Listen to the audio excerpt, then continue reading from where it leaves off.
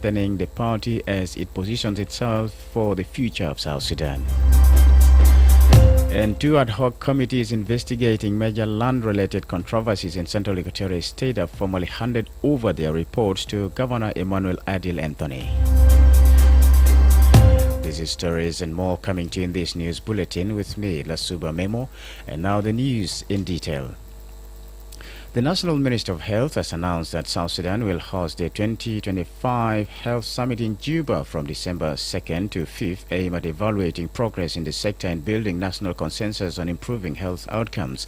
The summit, themed Transforming Health Systems for Equity, Resilience and Impact, will bring together leaders and stakeholders from across government, development partners and the health sector.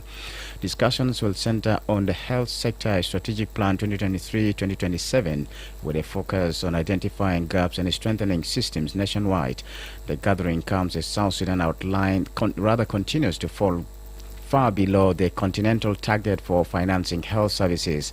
In 2001, African Union member states committed to allocating at least 15% of their annual national budgets to health under the Abuja Declaration, a commitment reaffirmed by African leaders as recently as February 2023. However, South Sudan's current allocation remains at about 1.3%, far short of the benchmark. She reaffirmed the ministry's commitment to expanding access to quality care, improving governance, and ensuring that no South Sudanese is left behind. Health Minister Sarah Cleto thanked President Salva Kiir for what she described as his crucial guidance in efforts to strengthen South Sudan's health sector. The minister says the summit will also prioritize a stronger multi-sectoral coordination to build a robust, efficient and sustainable health system for the country. The newly appointed Secretary General of the SPLM has pledged to spearhead key programs aimed at reviving and strengthening the party as it positions itself for the future of the country. President Salva Kiir, who also chairs the SPLM, met Secretary General Dr. Paul Kordit on Wednesday to review ongoing initiatives to reorganize the party. According to Dr. Cole, the discussions went beyond internal reforms and also touched on the current peace process. He emphasized the SPLM's vital role in guiding the country toward lasting stability. The Secretary General pledges commitment to leading efforts to rejuvenate the party's structures, reinforce its mission and ensure that the SPLM remains focused on delivering its vision for the nation. The SPLM leadership says the party's renewal process is central to its contribution to peace and national development. Two ad hoc committees investigating major land-related controversies in Central Equatorial State have formally handed over their reports to Governor Emmanuel Adil Anthony. According to an official communication from the governor's office, the submissions were made yesterday. The first committee was tasked with probing allegations that some state officials were involved in the illegal sale of government-owned land. A second committee assigned to resolve a long-standing land dispute involving St. Stephen's Church of the Episcopal Church of South Sudan and residents of High Jazeera in Munuki also presented its report. The details of the findings have not been disclosed. However, following the handover, Governor Adil directed the Minister of Cabinet Affairs to instruct the State Minister of Housing, Land and Public Utilities to immediately begin implementing key recommendations.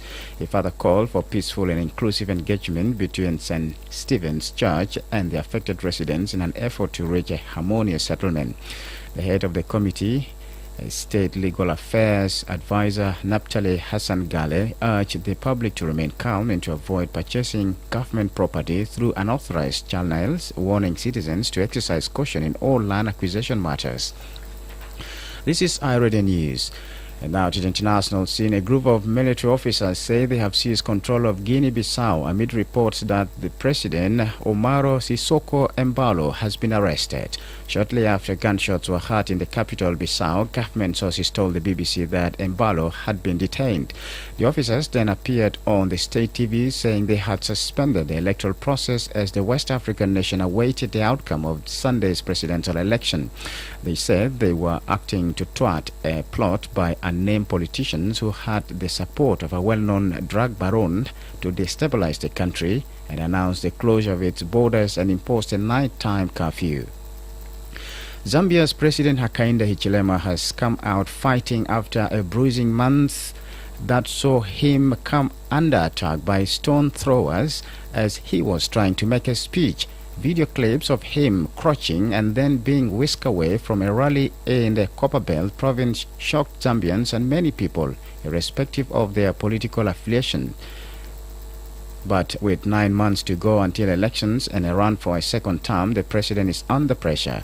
On Tuesday, in his first press conference for 18 months, Hichilema set out to defend his record and laid out his achievements on the key issues of the economy and power generation. This is iRadio Morning News, and to end this bulletin, here's a recap of the headlines.